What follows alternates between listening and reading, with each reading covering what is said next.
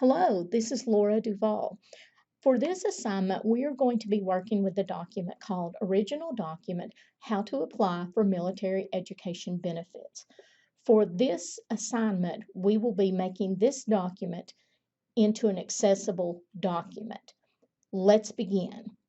The first thing I would like for you to do once you have your document open is to go over to the File tab, and I want you to go to the check for inspection document, check for issues, check accessibility. And as part of this assignment, you will notice once you run that accessibility checker that you are unable to run the accessibility checker. This occurs when you have an outdated file format. The accessibility checker did not come into the Microsoft Office suite until 2010. So that tells me that this document is a little bit older and we need to convert that. So you can convert this document to the latest Word file by clicking on File and simply by choosing Convert for compatibility mode. And that does convert it to the latest version. And now you can see our accessibility checker does have issues. Let's go over a few things that the accessibility checker does not catch. It does not check or catch that we have bright red text in this document. It does not detect that we have lower than a size 12 font. It does not detect what type of font style we are using. Recommended font styles for accessible documents are of the sans serif family. Arial, Calibri, Verdana, Tahoma, just to mention a few, are recommended font styles. The accessibility checker does not check that if you have dead hyperlinks, it's not going to detect that. It's not going to detect overuse of bold, italics, or underlining. It will not detect that you have not used, for example, in this document, we have numbers 1 through 5. The numbered list from the toolbar has not been used. So those are just a few of the things it will not detect. With that being said, let's move forward and begin making this document accessible. The first thing I want to look at is we have smaller than a size 12 font. So I want to do a keyboard shortcut. I am going to do a Control A on my keyboard. This action will highlight all of the text in this document. So I know that acceptable font size is 12, so I'm going to change my font size to 12. I kind of like Calibri, but I think I like Arial better, and I know that it is a recommended font style, so I'm going to choose that. And now I have Arial size 12 for my entire document. So I have fixed one issue that the accessibility checker did not catch. Now, it is not recommended to use color to convey meaning or to try to get important information out there.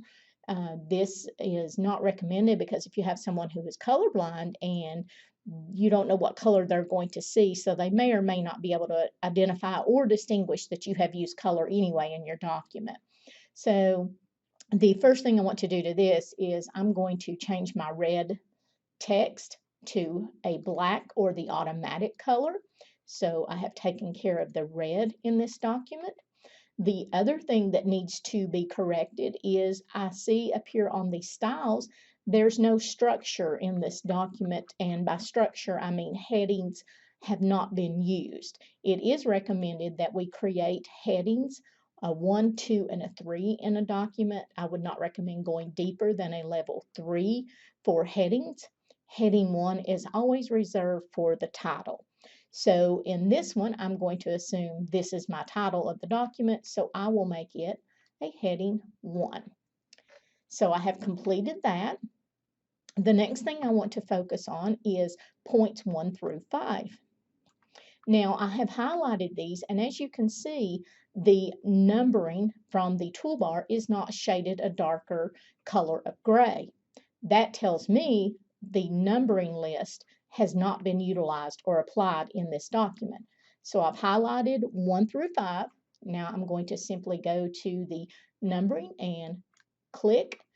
That does put in a nicer alignment and a clean numbering system that the accessibility checker, again, it did not tell us that we had not used that. So that is nice that I've got that in there, and I have utilized the toolbar, and now you can see that it is a shaded gray of the numbers, knowing that it has been applied. The next thing I want to look at are the hyperlinks in this document. The accessibility checker shows that I have unclear hyperlinks. When you're dealing with accessible hyperlinks, they do need to be clear, concise, and direct the reader to exactly where you want them to go, or as close as possible to the website address. So let's begin working on these hyperlinks since they have already been applied in this document. I'm going to click underneath unclear hyperlink text.